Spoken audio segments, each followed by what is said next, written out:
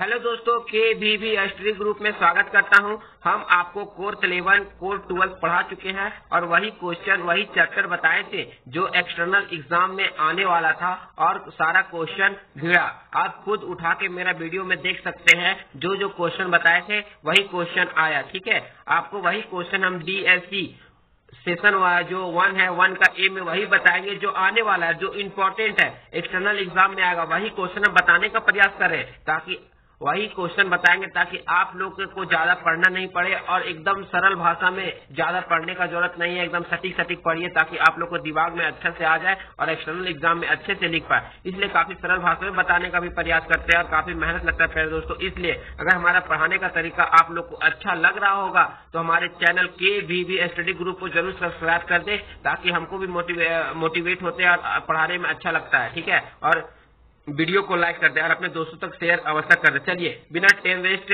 करते हुए आपको पढ़ाने का प्रयास करते हैं। क्वेश्चन होगा, प्रत्यार्पण से क्या समझते हैं या प्रत्यार्पण का अर्थ बताएं। ठीक है, या प्रत्यार्पण का उद्देश्य बता, या लाभ बता, या आवश्यक तत्व बताएं। ठीक है, या प्रत्यार्पण के शर्तों का उल्लेख करें। अगर एक लाइन में समझे प्रत्यार्पण से क्या समझते हैं, प्रत्यार्पण के शर्तों का उल्लेख करें या उसके लाभ या उद्देश्य का वर्णन करें। ठीक है, चलिए बिना टाइम वेस्ट किए हुए आंसर बताते हैं। प्रत्यार्पण का मतलब क्या होता है? प्रत्यार्पण का मतलब होता है अपराधी को वापस करना या लौटाना। चलिए, प्रत्येक व्यक्ति अपने राज्य के क्षेत्राधिकार में आता है। जो प्रत्येक व्यक्ति अपने राज्य के क्षेत्राधिकार में आता है, राज्य के बनाए गए सभी कानूनों का पालन करना उनके लिए अनिवार्य है। अगर राज्य में कानून बनते हैं, सभी कानूनों का पालन करना उसके लिए अनिवार्य है। वो सभी जो राज्य है, राज्य में कानून है, उसको पालन करना अनिवार्य है। यदि कोई व्यक्ति राज्य के कानूनों का उल्लंघन करता है या कोई अपराध करता है तो उसे राज्य द्वारा दंडित करने का अधिकार है। अगर कोई व्यक्ति राज्य के कानूनों का उल्लंघन करता है या कोई अपराध करता है तो उसे राज्य द्वारा दंडित करने का अधिकार है। ठीक है, राज्य उसे दंडित कर सकता है। कहने का तात्पर्य है प्यारे दोस्तों, अगर कोई समाज है, समाज में सारे लोग मिल के रहते हैं और समाज है, समाज में एक ऐसा आदमी है जो अलग है, समाज की बातों को नहीं मानता है, समाज की बातों पर विश्वास नहीं करता है और वो अपनी मर्जी से काम करता है, तो सारे समाज के लोग बैठकर सारी की विचार विमर्श करके फिर उसके ऊपर कार्रवाई करते हैं। कार्रवाई आर्थिक, सामाजिक, सांस्कृतिक कुछ भी हो सकता है।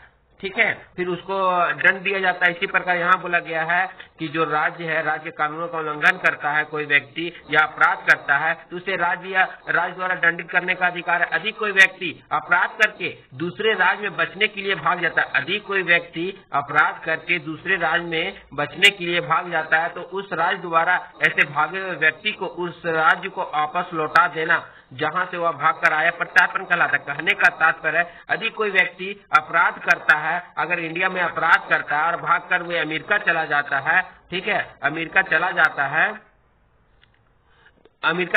है, उसके बाद उस व्यक्ति को जो व्यक्ति भाग कर अमेरिका चला गया है, ठीक है, तो अमेरिका लौटा देगा। ठीक है, अमेरिका चाहेगा तो उस दंडित किए हुए व्यक्ति को लौटा सकता है जहां से वह भाग कर आया। जहां से वह इंडिया से भाग कर गया है तो इंडिया को लौटा देगा। वही प्रत्यार्पण कहलाता है। प्रत्यार्पण के और इस सरल से अर्थ बताते हैं। प्रत्यार्पण का अर्थ होता है वापस करना या लौटाना। आपको बताया कि प्रत्यार्पण का अर्थ होता है वापस करना या लौटाना। इस शब्द का प्रयोग उस स्थान पर किया जाता है जब कोई व्यक्ति या वस्तु होता है और व्यक्ति जब मिलता है तो और उसका पाने वाला जो होता है, जब हम कोई वस्तु या व्यक्ति को मिलता है और पाने वाला उसका जो पाने वाला व्यक्ति होता है वास्तविक मालिक नहीं होता है तो उस जो वस्तु होता है, वस्तु को वास्तविक मालिक को वापस करना ही प्रत्यार्पण कहलाता है। करने का तात्पर्य है कि अगर मेरा मोबाइल भुला गया है और मेरा मोबाइल गुम हो गया है तो भुलाया मेरा। अगर कोई व्यक्ति पाया तो कोई दूसरा व्यक्ति जाके उसको ले ले।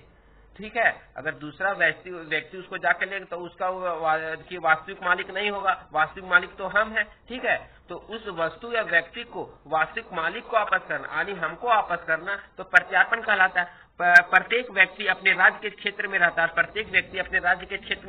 राज्य के द्वारा बनाए गए सभी कानूनों का पालन करता है। जब राज्य में रहेगा तो सभी कानूनों का पालन करेगा, अपने दायित्व को निभाएगा। यदि कोई व्यक्ति राज्य के कानूनों का उल्लंघन करता है, ठीक है, यह उल्लंघन करता है सरल भाषा में आप समझाते हैं। उदाहरण के तौर पर अगर कोई व्यक्ति समाज में रहता है, समाज के कानूनों का उल्लंघन करता है, उसे दंड दिया जाता है, उस समाज के द्वारा दंडित किया जाता है, ठीक है।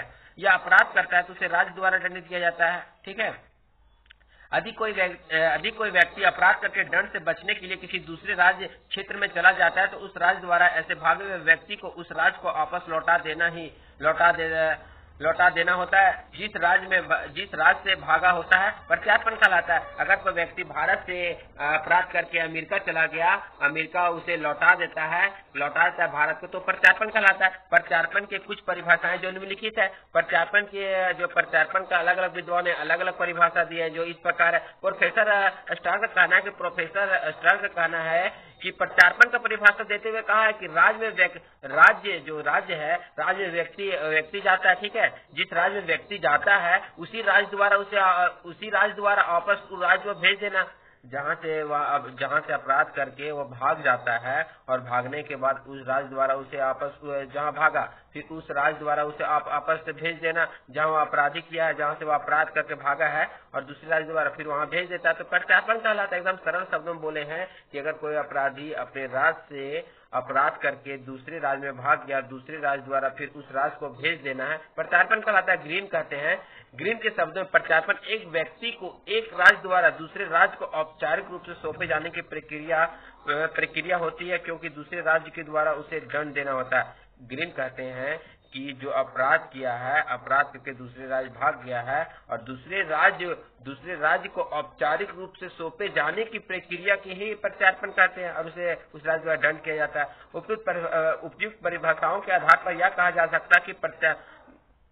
कहा जाता है कि इसमें दो परिभाषा दो ही बताए गए हैं, ठीक है। ध्यान से देखिएगा। प्रत्यार्पण से तात्पर्य अपराधी को लौटाए जाने से। जो प्रत्यार्पण का तात्पर्य अगर एक लाइन में समझे तो प्रत्यार्पण का तात्पर्य अपराधी को लौटाए जाने या वापस करने से है। अपराधी को उस राज्य को लौटाया जाता है जहाँ से वह अपराध करके अपराध किया, और अपराधी को वह लौटाया जाता है जहाँ से वह अपराध किया। प्रत्यार्पण के लिए यह आवश्यक है कि उसके लिए प्रार्थना की गई है। जो प्रत्यार्पण है, प्रत्यार्पण ऐसे नहीं होता है जिस राज्य से वो भागा उस राज्य को जहाँ वे भाग गया है, जहाँ वे रह रहा है, उस राज्य को हमको प्रार्थना करना पड़ेगा, नहीं इसको हमको लौटा बिना प्रार्थना किए हुए नहीं लौटा सकता। प्रत्यार्पण की आवश्यकता या लाभ या उद्देश्य जो निम्नलिखित इस प्रकार है। यह कुछ भी हो सकता है। प्रत्यार्पण का लाभ बताए या उद्देश्य बताए या आवश्यक तत्व बताए, कुछ भी। तो ये होगा आपका, कुछ भी आए तो ये लिखेगा पहला पॉइंट अपराधी को दंड देना, ठीक है। प्रत्यार्पण का अर्थ है आवश्यक तत्व में आएगा अपराधी को दंड देना, अपराधों को रोकना या अपराध को कम करना। प्रत्यार्पण से जो प्रत्यार्पण है उससे भयानक अपराधी भी डरते हैं। प्रत्यार्पण से मानव का कल्याण। चलिए समझाने का प्रयास काफी सरल है। सभी राज्य में पर्यता यह माना जाता है कि अपराधी को उसके अपराध के लिए दंडित किया जाता है। देखिए सभी राज्य में तो यह पर्यता माना गया है कि अपराधी को उसके अपराध के लिए दंड तो दिया जाएगा। अगर अपराध दंड नहीं दिया जाएगा तो काफी प्रबल हो जाएगा, उसको डर नहीं रहेगा तो अब फिर वो जितना चाहता है अपराधी कर सकता है, इसलिए दंड की व्यवस्था की गई है। अगर अपराधी दूसरे देश भागकर चला जाता है तो उसे वापस लाने के लिए प्रत्यार्पण का जरूरत होता है ताकि उस अपराधी को दंडित किया जाए। देखिए कहने का तात्पर्य है अगर कोई अपराधी अपराध करके भारत में अपराध किया है और भारत से अपराध करके अमेरिका चला गया है और अमेरिका चला गया है, फिर अमेरिका उसे दोबारा रिटर्न भेज देता है भारत, तो फिर अपराधी को भारत भेज दिया ताकि उस अपराधी को दंडित किया जा सके, ठीक है। अपराध पर रोक। जब अपराध पर भी रोक होता है, ठीक है, अगर हम उसको दंडित नहीं करेंगे, ठीक है, तो अपराध पर रोक नहीं हो पाएगा। दूसरा पॉइंट है अपराध पर रोक। यदि कोई व्यक्ति अपराध करके दूसरे देश चला जाता है, यदि कोई व्यक्ति है अपराध करके दूसरे देश चला जाता है और जो वहाँ अपराधी बच जाता है और वहाँ पे अपराधी अगर बच जाएगा तो वह जो वहाँ पे रहने वाले लोग होते हैं वह वही रहने लगेगा। ऐसा में उसे दंडित किए जाने के कारण अपराधी की संख्या बढ़ जाएगा। अगर जो अपराधी अपराध करके भाग गया और अगर हमको अपराध को रोकना है तो तभी रुक पाएगा जब अपराधी किए हुए व्यक्ति को प्रत्यार्पण कर पाएंगे और उसको यहाँ अपने राज्य में लाकर उसको दंडित कर सकेंगे, ठीक है। और वही वहाँ रहने लगेगा तो उसे दंडित किए जाने के कारण नहीं किए जाने के कारण संख्या बढ़ता जाएगा। अगर हम उससे नहीं मांगते, प्रत्यार्पण नहीं करते हैं, जिस देश में है प्रत्यार्पण नहीं करते हैं, तो अपराध करने वाले की संख्या बढ़ता ही चला जाएगा, जो मानव कल्याण के लिए अच्छा सिद्ध नहीं होगा। और मानव कल्याण के लिए अच्छा सिद्ध नहीं होगा अगर प्रत्यार्पण नहीं होगा, अगर भाग कर चला गया तो अपराध बढ़ता ही चला जाएगा। कोई पैसा लूट के भाग गया, किसी का मर्डर करके भाग गया, अपराधी बढ़ता चला जाएगा और मानव कल्याण का विकास नहीं हो पाएगा, मानव कल्याण सिद्ध नहीं हो पाएगा, विकास, ठीक है, वो उसकी सारी बुद्धि भ्रष्ट हो जाएगी और फिर अपराध का ही उसका मन में चलेगा, नहीं अपराध के क्रम को भाग जाना है, यहाँ पैसा लूट के भागना, वहाँ भाग जाना, ठीक है। इसलिए अपराधी को दंड दिया जाता है, ताकि समाज में फिर ऐसा गलती या राज्य में ऐसे गलती दोबारा आदमी नहीं करे और उस देश में शांति स्थापित हो जाता है। जब दंड दिया जाता है तो उस देश में शांति स्थापित हो जाता है। इसलिए लोग अपराध करने से डरते हैं। जो प्रत्यार्पण है उससे भयंकर अपराधी भी डरते। प्रत्यार्पण कानून होने के कारण भयंकर अपराधी भी अपराध करने से डरते, क्योंकि उन्हें पता है कि दूसरे देश में जाकर भी बचा नहीं जा सकता, ठीक है। प्रत्यार्पण कानून होने के कारण, ठीक है, अपराधी को अपराध करने से भी डरते, क्योंकि उन्हें पता है कि अगर हम अपराध करके दूसरे देश में भी जाते हैं तो बचा नहीं जा सकता। इसलिए पहले की अपेक्षा अब कम अपराध होते हैं, क्योंकि अपराधी को सजा मिलता है। इसलिए पहले की अपेक्षा पहले अपराधी को सजा नहीं मिलता था, कि अब इतना सजा मिलने लगा कि अपराधी भी अपराध करने से डरने लगे हैं। उनको डर है कि हमको भी सजा मिलेगा। प्रत्यार्पण से मानव कल्याण, प्रत्यार्पण कानून होने के कारण अपराधी कम होते जा रहे हैं, और जो प्रत्यार्पण कानून होने के कारण अपराधी कम होते जा रहे हैं, और इसमें कमजोर लोगों का कल्याण होता है। जब अपराध कम होता है तो कमजोर लोगों का कल्याण होता है, भला होता है, ठीक है। जो देश या राज्य में अपराध कम होता है, जब देश या राज्य में अपराध कम होता है तो काफी तेजी से विकास करता है, जो सभी के लिए भला करता है। प्रत्यार्पण के शर्त, प्रत्यार्पण हमेशा दो राज्यों के बीच होता है। प्रत्यार्पण के निम्न शर्त है जो निम्नलिखित है, जो इस प्रकार है। मांग, प्रत्यार्पण के कब किया जाता है, देखिए प्रत्यार्पण के शर्त क्या हो सकते हैं। मांग, सेना व धर्म संबंधी शर्तें, कार्रवाई पुलिस अधिकारी द्वारा, जिस अपराध के लिए प्रत्यार्पण हो उसी के लिए दंड दिया जाना चाहिए। प्रत्यार्पण की संधि। मांग, प्रत्यार्पण तभी किया जाएगा जब इसकी मांग की जाएगी। प्रत्यार्पण तभी किया जाएगा दूसरे देश से जब अगर यहाँ मान लीजिए कि ब्रिटेन से कोई चीन चला गया, तो ब्रिटेन से अपराध करके चीन गया तो ब्रिटेन के द्वारा चीन से मांग किया जाएगा कि जो हमारा व्यक्ति अपराध करके भागा है उसे हमें वापस कर दीजिए, ठीक है। तब एक देश अपने मन से आपस से प्रत्यार्पण, और अपना देश अब जो चीन भाग के चला गया था ब्रिटेन से, तो अपने मर्जी से चीन ब्रिटेन को वापस नहीं करेगा। उदाहरण के तौर पर हम कह सकते कोई अपराधी अपराध करके इंडिया से अमेरिका चला गया और अमेरिका तभी वापस करे जब इंडिया मांग करेगा। सेना व धर्म संबंधित शर्तें, सेना और धर्म संबंधित अपराधों का प्रत्यार्पण करने का नियम नहीं बनाया गया, और सेना और धर्म संबंधित अपराधों का प्रत्यार्पण करने का नियम नहीं बनाया गया क्योंकि इसे छोटा अपराध माना जाता है। सेना और धर्म संबंधित कोई भी अपराध दर्ज नहीं होगा, ठीक है। कार्रवाई पुलिस अधिकारी द्वारा, प्रत्यार्पण देने वाले राज्य की पुलिस प्रत्यार्पण मांगने वाले राज्य की पुलिस को अपराधी सौंपा जाता है। जो प्रत्यार्पण देने वाले राज्य होते हैं ना, वो पुलिस प्रत्यार्पण को मांगने वाले राज्य होते हैं, पुलिस को अपराधी को सौंपा जाता है, ठीक है। और सारा कार्य पुलिस के माध्यम से होती है। जिस अपराध के लिए प्रत्यार्पण उसी के लिए दंड दिया जाना चाहिए। जो कहने का तात्पर्य है कि जो अपराध व्यक्ति पर जिस भी अपराधी का दंड प्रत्यार्पण में उल्लेख किया गया है, अपराधी मान लीजिए अगर उसके फांसी की सजा है तो उसे फांसी की ही सजा दिया जाएगा, और मान लीजिए, ठीक है, उनका देश उन्हीं अपराध का दंड देगा। और मान लीजिए वो कुछ करके भागा तो उसी अपराध के लिए दंड देगा, ना कि किसी दूसरे अपराध के लिए दंड देगा, ठीक है। जो अपराध किया है उस पर कोई दूसरा अपराधी दंड नहीं दिया जा सकता। अगर उस अपराधी ने हत्या किया है तो हत्या का ही दंड दिया जाएगा, और दूसरा दंड देता है तो जिस देश से वापस लाया गया था उस देश के द्वारा, ठीक है, उस देश के द्वारा कार्रवाई कर सकता है। अगर हम मान लीजिए कि चीन से बोल के लाए कि नहीं ये हत्या करके भागा है तो इसको फांसी की सजा है, तो वो रिटर्न कर देगा। अगर हत्या करके भागा है, अगर हत्या के बदले फिर उसको दूसरा जो सजा दिएगा उसके बदले में उसको दूसरा सजा दिएगा। जब उस राज्य चीन को पता चलेगा कि नहीं ब्रिटेन इसके साथ ऐसा कर रहा है तो फिर वह ब्रिटेन उसके ऊपर कार्रवाई भी कर सकता है। प्रत्यार्पण संधि का मतलब यह होता है कि दो देशों के बीच संबंध अच्छा होता है तो प्रत्यार्पण अच्छे से हो पाता है।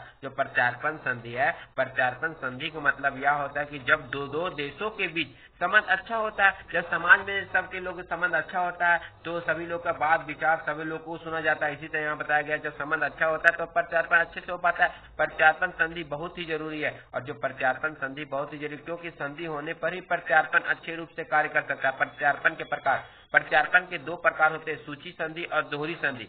सूची संधि, सूची संधि प्राचीन ढंग पर आधारित है। जो सूची संधि प्राचीन ढंग पर आधारित है, इनमें अपराधियों की सूची बनाया जाता है, और इनमें अपराधियों की, अगर एक लाइन में समझे तो इसमें अपराधियों की सूची बनाया जाता है और अपराधियों की सूची रखा जाता है। जब अपराधी का अलग अलग सूची बनाया जाता है ताकि वे अपराध करके भागा ना सके, और अपराधी का अलग अलग सूची इसलिए बनाया जाता है क्योंकि अपराध करके वे भाग नहीं सके।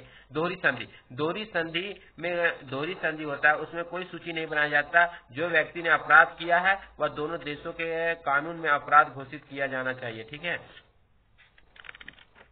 अपराध घोषित किया जाना चाहिए, ठीक है, अपराध घोषित किया जाना चाहिए, तभी वे हो सकता है, ठीक है। और इसमें सूची नहीं बनाया जा सकता दोहरी संधि में, और सूची संधि में सूची बनाया जा सकता है। इस तरह आपका प्रत्यार्पण का भी ये चैप्टर खत्म हो गया। वही चैप्टर बता रहे प्यारे दोस्तों जो एक्सटर्नल एग्जाम में क्वेश्चन आने वाला है, और वही चैप्टर बता रहे जिससे क्वेश्चन को इम्पोर्टेंट लग रहा है, बताने का प्रयास करें। आपके सामने दो से तीन और लेसन लाएंगे और उसी से ही क्वेश्चन आएगा, ये कंफर्म है। आप उठा के सारा वीडियो देख लीजिएगा, हम जितना बताए उतना क्वेश्चन आया है कि नहीं, आपको विश्वास है तो विश्वास है कि नहीं। चलिए, हमारा अगर पढ़ाने का तरीका अच्छा लग रहा होगा, अगर कहीं गलत भी लिखा होगा तो माफ कर दीजिएगा, और KVV स्टडी ग्रुप को जरूर से जरूर सब्सक्राइब कर दीजिएगा ताकि हमको भी मोटिवेट हो पाए और वीडियो आप लोग को और अच्छा तरीका से बना पाए, ठीक है। इसलिए आप लोग के सामने एग्जाम को देखते हुए आप लोग को 13 तारीख को एग्जाम है, उसके बाद 20 तारीख को एग्जाम है, और टेंशन मत लिए, सारा बताएंगे, टेंशन लेने का जरूरत नहीं है, सारा बताने का प्रयास करेंगे, काफी सरल भाषा में बताने का प्रयास करेंगे ताकि आप लोग एक्सटर्नल एग्जाम में एक दिन में पढ़कर काफी अच्छा मार्क्स ला पाए, ठीक है, और काफी सरल भाषा में बताने का प्रयास किए। इसलिए जितना हो सकता है आप लोग एकदम देखें। अगर आपको देखने का मन नहीं है, पढ़ने का मन है, सिर्फ उसको सुने, मेरे बातों को सुने, मेरे बातों को सुनने के बाद आपको प्रत्यार्पण समझ में आ जाएगा, प्रत्यार्पण क्या था, प्रत्यार्पण के शर्तें क्या थी, ठीक है, और उसको एक बार नहीं 2 बार सुने, ठीक है, ताकि आपके दिमाग में बैठ जाए और आप लोग एग्जाम में अच्छे से लिख पाए, ठीक है।